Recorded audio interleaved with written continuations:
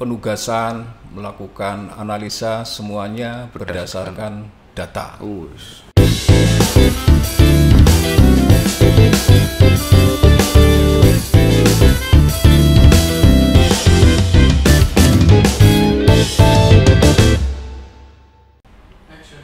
Halo, selamat siang teman-teman semua.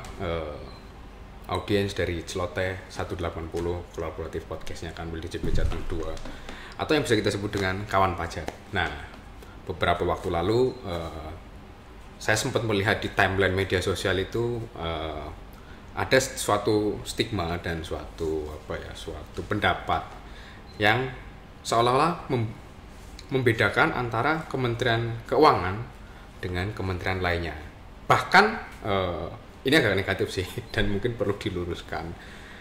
Itu muncul suatu sebutan kalau Kementerian Keuangan itu kementerian yang berbeda dengan kementerian yang lain. Nah, itu apakah benar?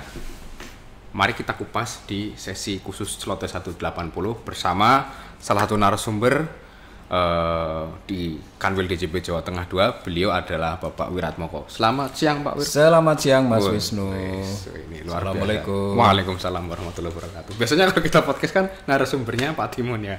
Nah, kita coba karena ada isu yang mungkin cukup seksi Pak, kita bisa kupas Pak. Nah, Oke. kita langsung saja. Saya akan mencoba bertanya kepada narasumbernya, karena Pak Wir sendiri merupakan seorang duta transformasi kelembagaan di Kementerian Keuangan, yang notabene beliau ini memiliki wawasan berkaitan dengan kelembagaan di Kementerian Keuangan gitu.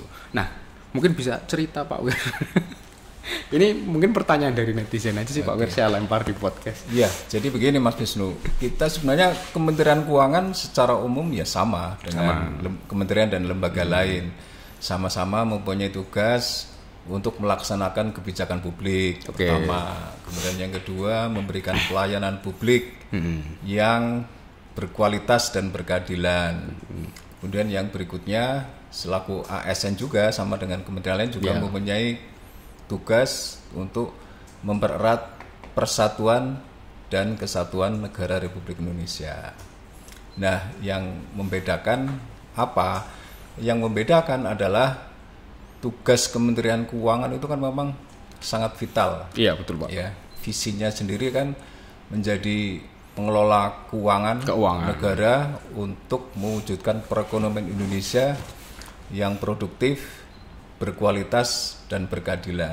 Betul. Nah, kemudian salah satu misinya adalah mencapai tingkat pendapatan negara yang tinggi melalui pelayanan prima serta pengawasan dan penegakan hukum yang efektif. Nah, disinilah betapa pentingnya tugas Kementerian Keuangan, maka memerlukan organisasi dan sumber daya manusia yang sangat berkualitas. Nah, barangkali disitulah salah satu yang membedakan dengan kementerian dan lembaga yang lain.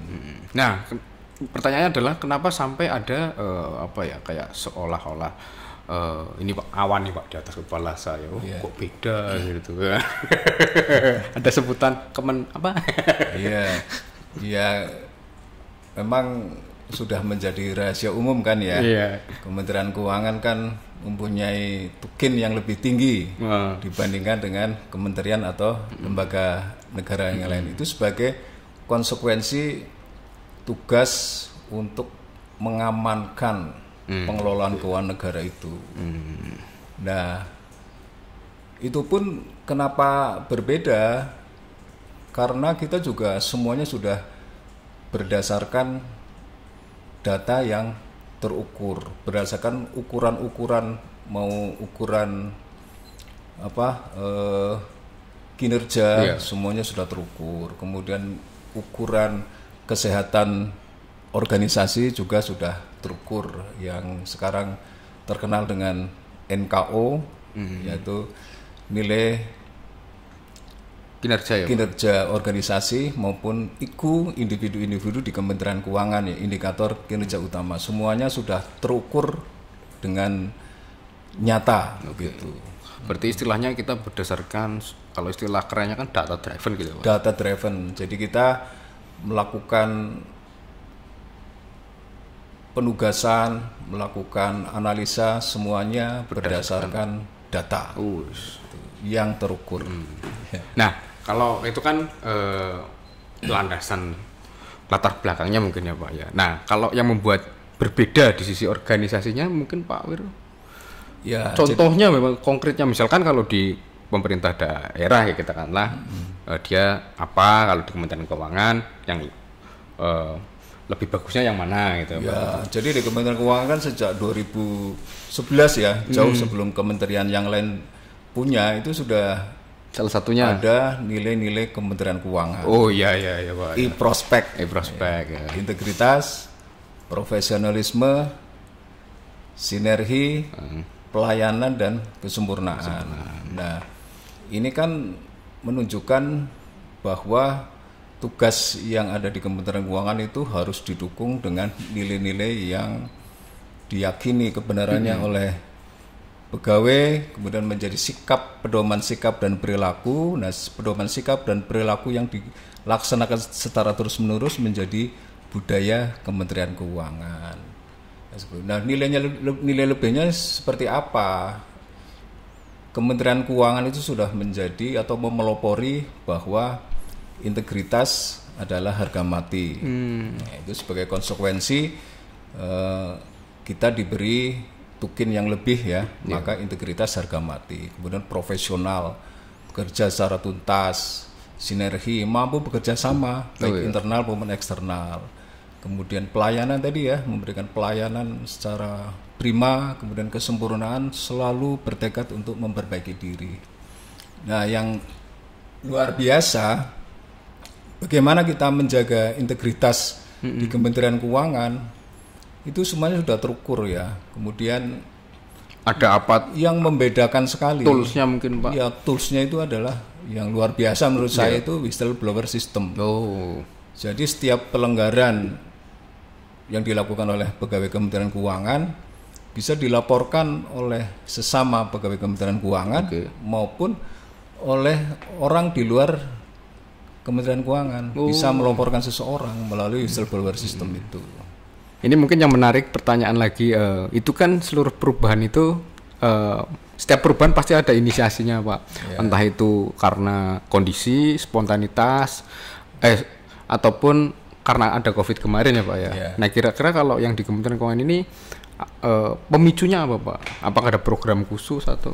Ya, jadi kan di Kementerian Keuangan selalu berusaha untuk memperbaiki organisasi ya, baik kelembagaan maupun sumber daya manusianya. Nah, salah satu program yang digulirkan oleh Menteri Keuangan adalah transformasi kelembagaan. Nah, transformasi kelembagaan itu juga sangat dinamis. Ketika merespon adanya COVID kan, makanya muncullah kebijakan yang fleksibel mengikuti.